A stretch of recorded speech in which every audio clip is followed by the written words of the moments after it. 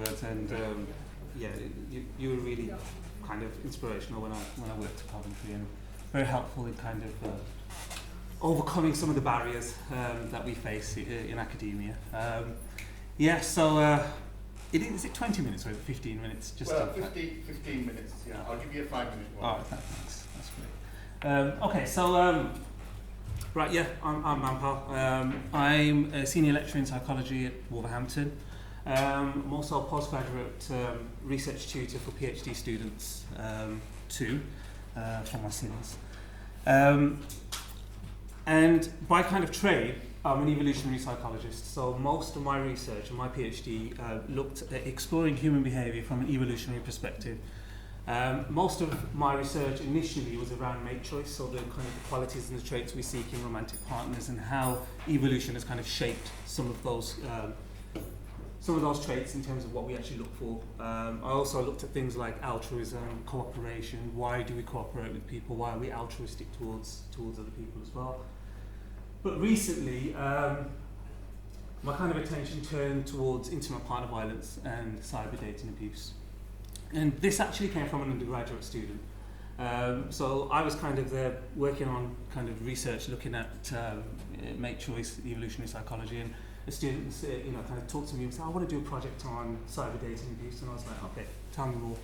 I always credit her for this because actually it just proves that as students you can shape the direction of research, and I would say to this day she shaped this research program that I'm engaging in now. Just to add to this, if anybody's interested also in sustainability, pro-environmental behaviour, I'm also involved in research looking at how can we make people behave more sustainably from an evolutionary perspective as well. How can we tailor messages towards that? Okay, so right. So, cyber dating abuse. Cyber dating abuse is a form of intimate partner violence, and you have offline abuse and you have online abuse. Offline abuse is typically kind of the physically threatening, the verbal aggression, and I know some people say we should use trigger warnings for things like this, but there's research showing that trigger warnings actually don't make a difference, so I'm not going to do that. So cyber dating abuse involves use of technology to control, harass and perpetrate violence towards a romantic partner. Now, cyber dating abuse is a lot more difficult to explore empirically compared to offline abuse, because offline abuse, you are physically in that room. There's a physical space. With online abuse, it can occur 24/7. All you need is a device and all you need is Wi-Fi. That makes it a lot more of a difficult issue to explore scientifically, quantitatively, and experimentally. And it's a large spectrum as well, because when we think about intimate partner violence and offline violence can be obviously it can kind of be directing harm towards another person, physically, mentally, psychologically. That can all occur online as well, but it's very different. It's not restricted to time or place, because, as they say now, partners live in your pocket. Whereas with offline abuse, it's very different.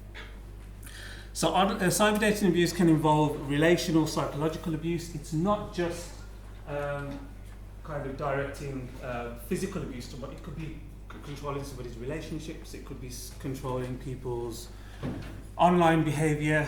Why were you talking to this person? Why were you talking to that person? I don't want you to be friends with this person. I don't want to see you to see your family.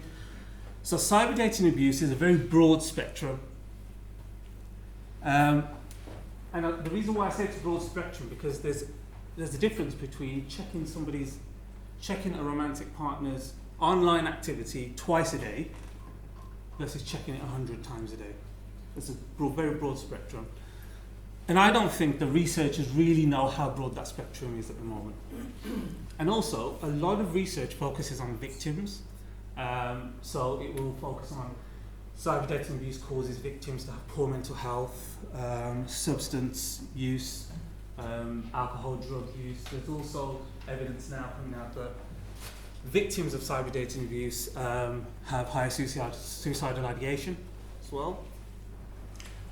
because essentially it's about isolating a victim, and there's nowhere to run because it's all happening online, which makes it a lot more difficult to explore.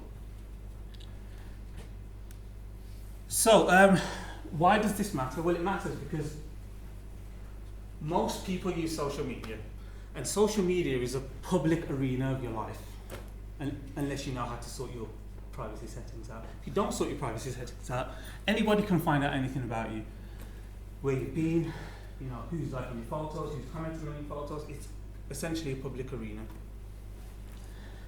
So what I decided to do was I looked at actually what are the predictors of why people engage in that type of perpetration, because a lot of people are looking at victims, but we're not looking at why people are engaging in perpetration of this behaviour.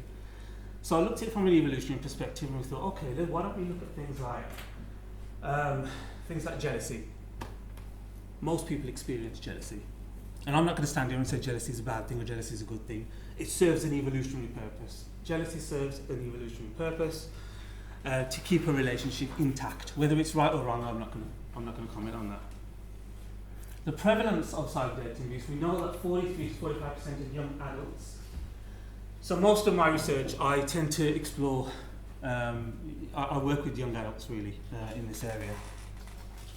What we initially found was that actually, when we looked at predictors and looked at what's actually already being done, we found that jealousy was a strong predictor. So people who experience high levels of romantic jealousy are more likely to perpetrate.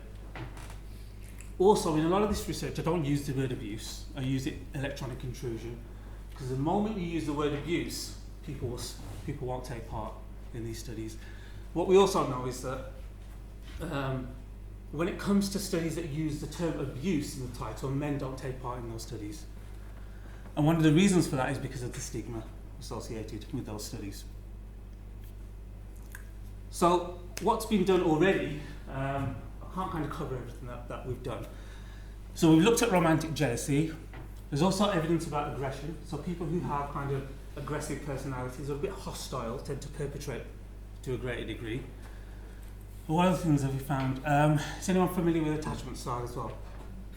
Yeah, so attachment style, we found people who have anxious attachment styles tend to perpetrate. People, we haven't found any evidence for things like avoidant attachment styles, but generally anxious attachment. And the reason for that is that people who have anxious attachment styles have a fear of loss. So they fear that the relationship is going to pretty much go, is going to dissolve. But so let's go on to what we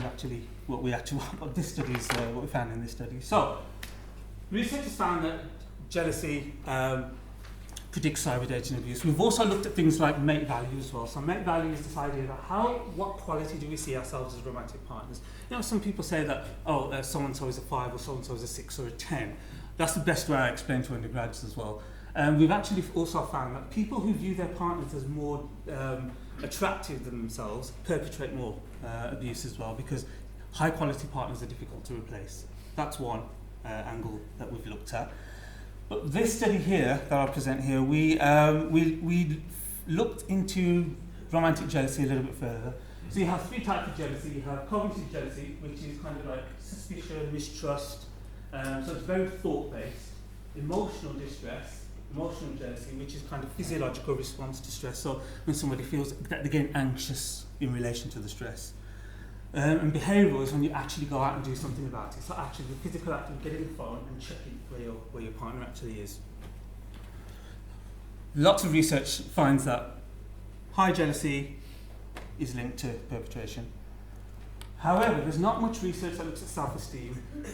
So what we decided to do was we decided to look at self-esteem and include that in the model as well.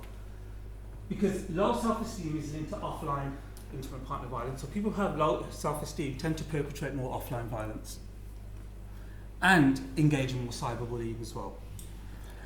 And romantic experiences can kind of impact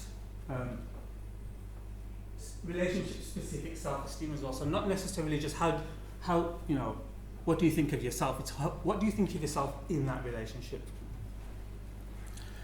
So some work that I've done in the past where we found actually that there's no link with self-esteem. However, we haven't no research has really unpacked romantic jealousy further.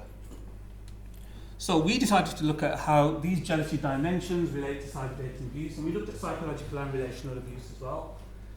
We tested whether self-esteem mediated that jealousy cyber dating abuse link, and also looked at whether there's any moderating effects kind of within those different types of jealousy as well. So 496 participants aged between 18 and 25.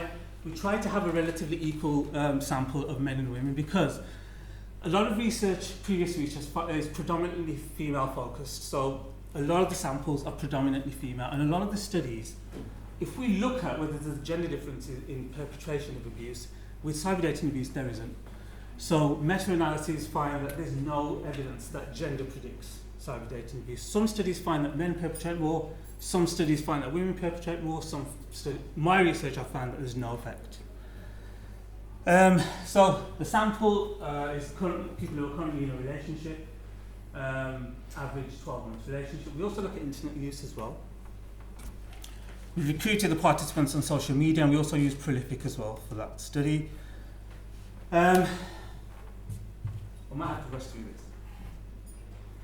So we had two blocks in the analysis where we looked at some demographic variables. So we looked at age, living status, internet use, and then we looked at how much variance that explained in the model. But then we went on to add things like jealousy, self-esteem, and the outcome variables were psychological abuse and relational cyber dating abuse. What we actually found, I'll skip over this.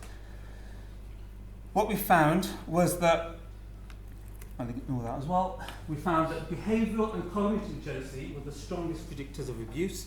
So people who had high thoughts, jealous thoughts, behavioural actually engaged in jealousy, engaged in perpetration. Age was a negative predictor, so younger people were more likely to perpetrate.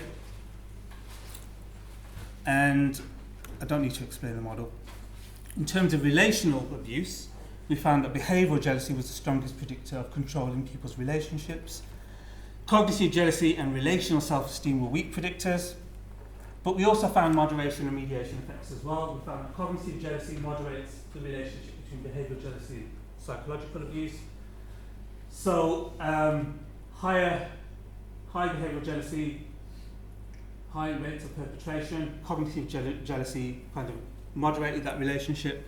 And we also found that low self-esteem mediated that relationship between cognitive jealousy and psychological abuse. Okay, so just as a kind of brief, I've kind of gone through some of the findings. Some of the strengths of the work, we found we had a gender balance, which a lot of research just doesn't have. Some of the limitations of the study were that a lot of this research uses weird samples, and that's Western educated industrial, I can't remember the other two, samples that don't tend to use non-weird samples, and I think that's one of the kind of issues. We didn't look at culture, so we didn't look at religion, we didn't look at any of those factors.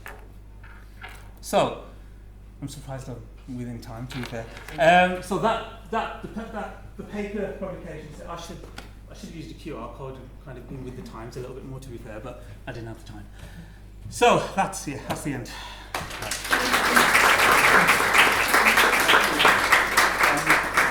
We've got a bit of time for questions. So if anybody, we've got two there. So you just say who you are, maybe where you're from, and then we'll. Dalton, you know me anyway. Really interesting. So I'm from Kill University of Barking. Really interesting talk. So I wanted to ask very quickly, your moderators and mediators, are they the same for your online cyber abuse perpetrators compared to those who would be offline?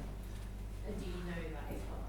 So I've never looked at offline abuse. I've only ever looked at cyber dating abuse. But the reason we looked at self-esteem is because it has been a predictor of offline abuse. So those who have low self-esteem tend to perpetrate more abuse. And also that links with the kind of the mate value stuff I was talking about earlier. So, I mean, the idea is that if you have, so this is some of the earlier work that we did, that let's say I asked participants to rate themselves, so their own mate value, and rate their partner's mate value. Generally, in the evolutionary literature, what you find is that if there's large discrepancies. So if you think your partner is better than you, you're more likely abuse is going to be more likely to be because you're trying to keep hold of that relationship. When there's not much discrepancies, then you find the abuse is quite less. So yeah, I haven't looked at offline. That's your next step. Thank you. Really good. Actually, the cyber psychology module at Wolverhampton about 2 years ago, when this was all very new, so I know a bit about what you're talking about there. I mean, you talk about jealousy, but when you have an abuse situation, people are impacted by narcissistic abuse, who are playing mind games as a victim to make them think that they're jealous when actually they are causing the jealousy. Do you see what I mean? So I'm not quite surprised. I'm not surprised that you've got a gender balance, but I wonder if you covered that where it's not just somebody's got some low self-esteem and they're jealous, it's actually the partner that's projecting that on them, and that's a response to the, I don't know, gaslighting or whatever that might be. Interestingly, we did look at, I have looked at the dark triads on narcissism. Yes. So we did that with the project students. So we decided to look at whether, do those predictors predict perpetration and including jealousy, and there was no effect. Interestingly, we found that the dark triad didn't even predict cyber dating abuse. Yeah, but that's because we know that narcissists aren't going to necessarily be complete a scale honesty. And the research shows that those in high kind of Machiavelli traits won't complete they'll strategically complete those scales. So that's a very difficult thing to actually explore, I would say. No, I think that's a good response. Thank you. Yeah. Okay, we've got two last questions, and then we'll. Not a question, but something I'd share with you just in context.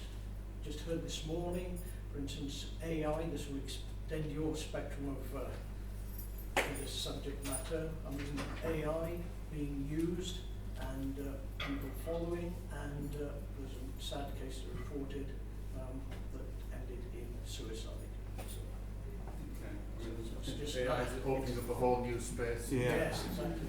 You know, that's probably another next research. Yeah. And my question, both comments really, or possibly a question. Are we surprised that a younger partners perpetrate more? Because I think that's what you said, isn't it? Yeah.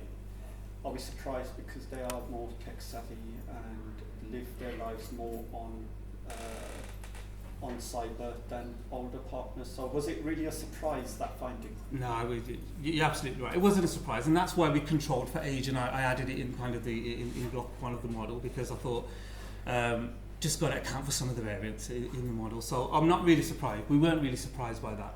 And the other reason why I always conduct this research with kind of 18 to 25 and 30s, because we know that things like mate retention tactics, so people who are in relationships, the kind of to keep the relationship intact, the kind of these mate retention tactics are intense, and we know that kind of even things like violence, male violence, female violence, which is related to relationships, that's quite strong and that's all linked to things like fertility and things like that from an evolutionary perspective. Just so I'm not surprised. Sneak in another question. Yeah. And that is, so in each age group, were there specific mediators that were kind of, that you found within each age group? So with the 18 to whatever, so use of cyber was a big mediator, but that applies across the whole group.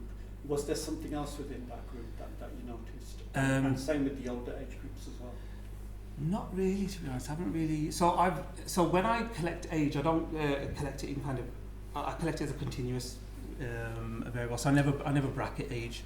But that's something that I could look at actually in the future. Is actually bracketing age brackets and then putting that in the model and seeing. I think if it was I don't know if it was designed like that, but if it was designed as a multifactorial design, then you could have within each. Okay, we'll continue. It's a good point. Yeah. No, thanks. That's a good point. Just one. It's not a question. I'm just thought maybe of research that I think could be, because this wasn't targeted at Sikhs, it was just general. Yeah.